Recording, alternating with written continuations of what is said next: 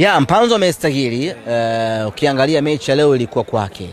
Hata nafasi ambazo nimezungumza awali ya kwamba tumekosa nafasi nyingi pale, zote amekosa yeye. Kwa mechi hii ya leo ilikuwa imeundwa kwa ajili ya Mpanzu. Kapata nafasi nyingi, ka attempt vya kutosha, na hata penati ni zalisho la ajali yake ambayo alisababishiwa na golikipa wa Dodoma Jiji.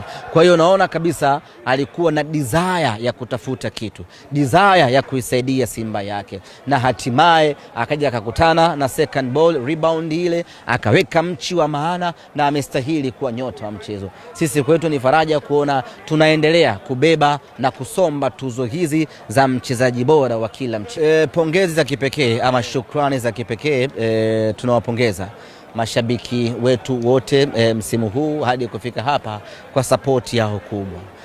Tumeanza safari yetu Meja Jenerali Samuyo, tumekuja hapa KMC, kote tunahama na watu wetu, wanatufata kila ambapo tunaenda, wamesimama nyuma ya mashabiki wao. Na Simba so far ndio timu ambayo inaingiza mashabiki wengi viwanjani, sio Dar es Salaam, sio mikoa, tunapokwenda inakuwa ni full capacity. Sema kweli, mashabiki wanaonesha mchango mkubwa kwenye kuisupport Simba yao, na sisi tunawashukuru kwa hilo, na tunawaomba wasituache pweke, bado hatujamaliza kazi.